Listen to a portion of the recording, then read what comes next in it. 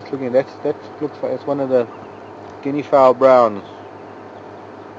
If we get closer to them, they're lovely brown butterflies with guinea fowl spots. Here's a guinea fowl feather.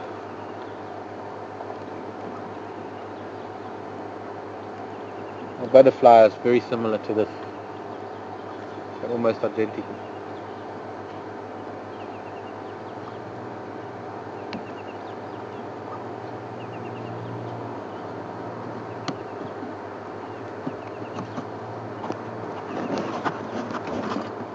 Guinea fowl.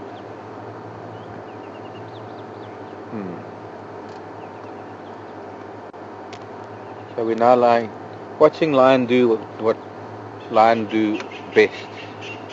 I wonder what's disturbed those francolins.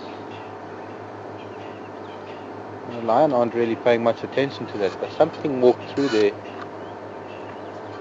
and just chased off those francolins like that.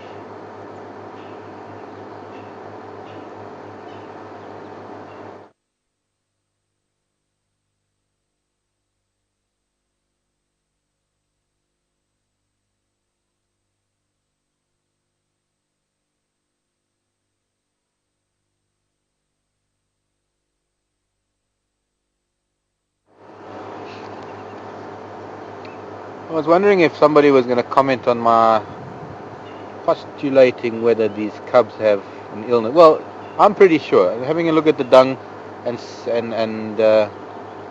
seeing how fast that must have moved through the system of some of these youngsters, clearly by the size of it, it was coming from these youngsters. So there are definitely a few of these cubs that do have diarrhea. And Liz is asking whether the fact that how this will clear up, or whether this will diminish their chances of survival, whether how this will influence their chances of survival. And Liz, I have to be honest there.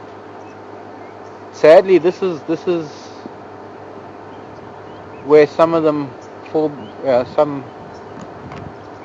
can I phrase this? This is where the mortality rate is influenced, not necessarily by other animals killing cubs, but by things like ticks and illness.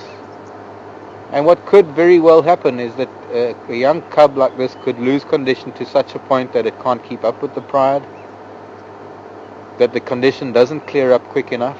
And we all know what dehydration does. I mean, in an adult human, or rather adult human, in a human child, diarrhea is one of the biggest threats. Diarrhea and dehydration is one of the greatest threats to the survival of a human infant.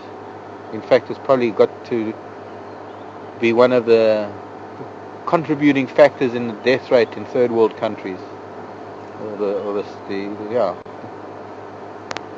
of children under the age of 3, diarrhea and the subsequent dehydration of the body that happens so fast in a small animal.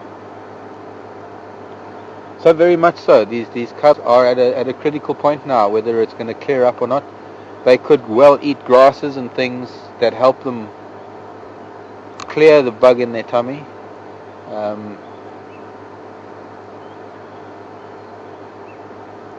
There could be something that they will eat that will help. I guess it could also clear up on its own. Problem with it though is that they lose condition and they become more susceptible to things like ticks and fleas and mites. And then of course that becomes a spiraling thing, because the ticks will add to the overall lethargy or diminished health of the cat.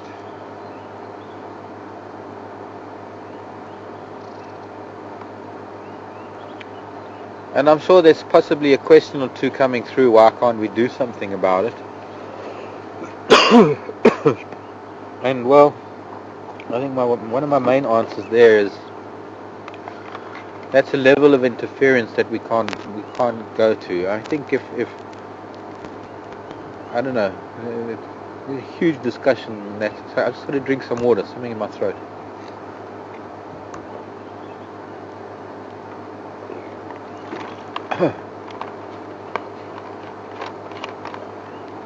bit better. It starts a whole new subject of how far one goes to call it interference. I know certainly where humans have played a role in an animal's injury or problem, I think under those circumstances we're obliged to assist.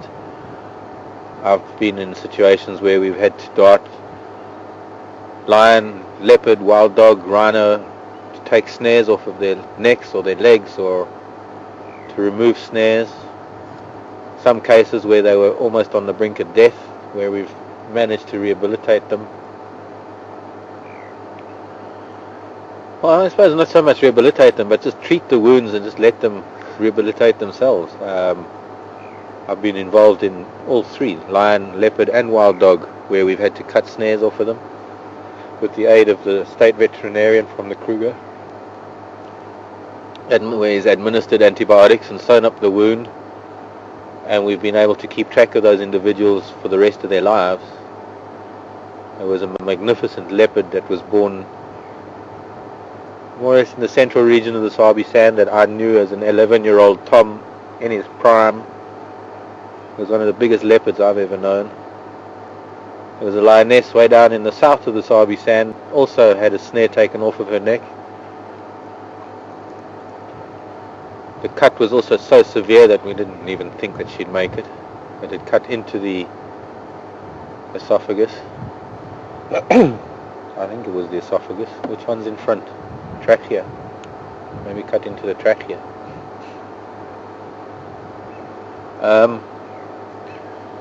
For the rest of her life, she walked around with the hair that grew back on the scar was pitch black, so she walked around with what looked like a collar.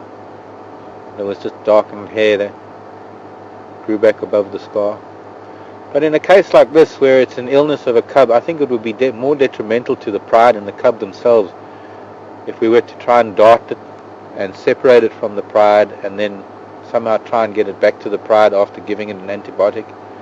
I guess there's always a remote possibility of if it gets to that, darting it with an antibiotic that has the dart fall out, much like has been done recently with a lot of the predators with vaccine against rabies to try and control the rabies in the carnivore population in the Sabi Sand area.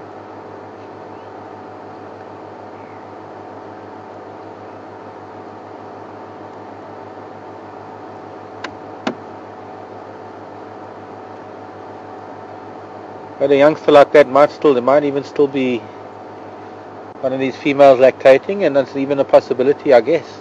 I might be wrong on this, that antibodies from mother's milk can help out on this under the circumstances. Cubs are a little bit old to still be suckling, but still not impossible if there is milk.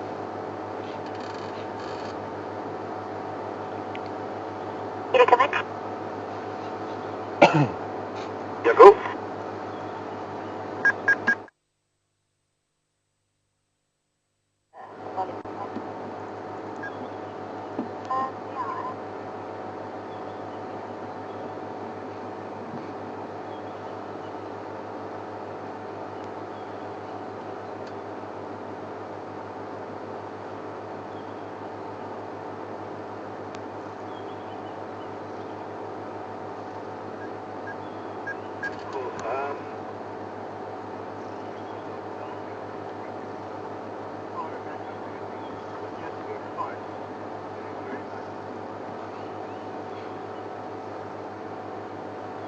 Sounds like Peter's working on the cameras at the dam.